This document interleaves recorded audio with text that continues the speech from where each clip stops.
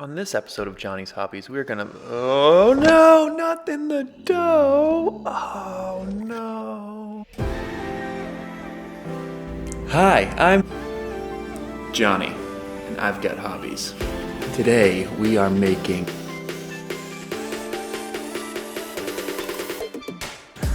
We're gonna make sourdough bread. One has everything bagel spice on it. Oh, whoops. I don't know what to do with my hands. Really good, really good. I know. All right, we're gonna start with the starter, naturally. Look how much it's grown. That purple rubber band shows where it started when I fed it. It's like the Grinch's heart grew 3 times that day. So first you wanna weigh out your water. Now this is baker's water. Go to your specialty grocery store. It's a bit wetter for these high hydration doughs, totally worth it. And to that, you're gonna weigh in your starter and stir it up. Get it all nice and mixed in and incorporated. Yes, now you're gonna stack those flours.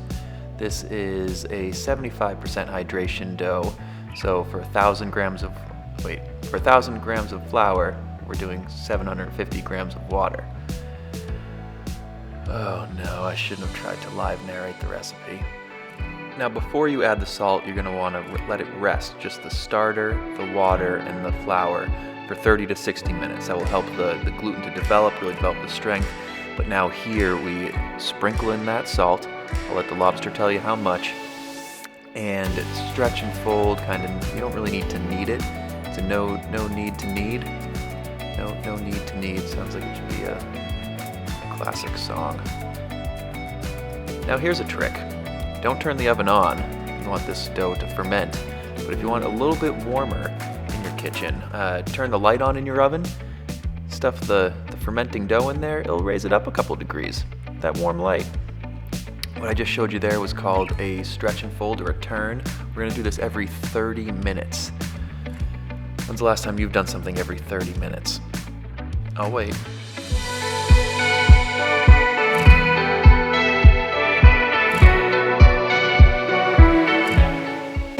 Back in the oven it goes. Thumbs up, good to go, A-okay. Alright, so you're just feeling the dough strengthen up, develop. How dough develops is an interesting way people describe it. I'm not sure what's developing. This isn't a roll of film. But once it's been fermenting, say 3 to 4 hours, you really need to get a feel for it. But we're gonna divide our dough into 2 and shape them into our BUZZARDS here. That's just the oblong shape. You'll see.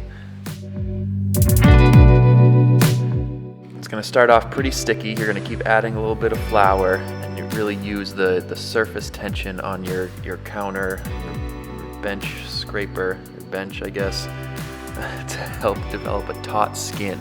That's what's gonna hold in all the fermentation and proofing gases, the CO2 from the yeast.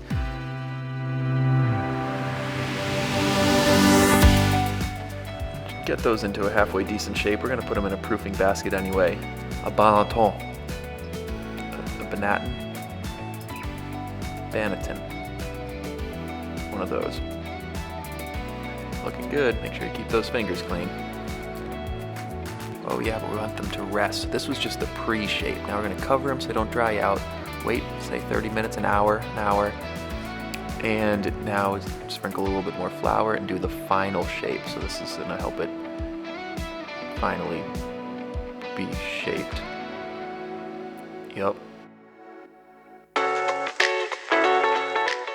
Good shape. Sprinkle the bannetons with a bit of rice flour. It makes a world of difference. A number of times I had doughs stick to my baskets because I tried using that all-purpose flour.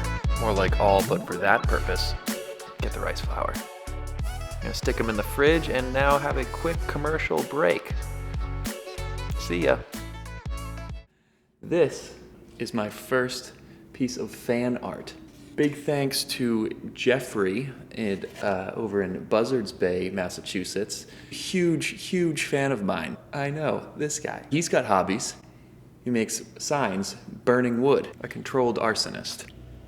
I will feature it in every Johnny's Hobbies video. If you're a fan and want to make me a sign, forget it, I've already got one. Make me something else and I will consider it. Oh, Johnny, wasn't that fun, that guy. Now, it's been proofing for at least 8 hours in the fridge. Overnight, I like to do it, and this is called the finger poke test. Pretty self-explanatory. You poke it with your finger, but what you're looking for is how much the dough springs back. You want to give it kind of a slow return, leave a bit of an indent. If it springs back too fast, it's underproofed. If it just stays depressed in there, well, it might need a friend or someone to talk to. Check in on it. Now a quick water spritz, and we're gonna slash it. This is for the gases to escape and form that nice ear that caramelizes so prettily. So prettily. The oven's been preheating at 500 for at least an hour, maybe at least 45 minutes, I don't know. It's gotta be real hot with the Dutch oven in there, and we are gonna drop that dough right in, put the lid on, add a bit of boiling water to a pan below for some steam, turn it right down to 450 for 25 minutes. After 25 minutes, we're gonna take the lid off, pop it back in, and then another 20 or so minutes has been passed. It looks pretty good, but I want a bit more color, add a few more minutes, and there we go, we got a dough. No, we don't have a dough, we have a loaf. This is the second one with everything bagel spice. I unfortunately lost the rest of the footage showing all the other angles, but we'll zoom in and see my dog walk by. That was a limp thumbs up. Let's see what it looks like. Half-baked. And that's what it looks like, finally done. Yummy, yummy, look at those bubbles and that crumb. Ooh, that color. Those loaves did not last long because I ate them.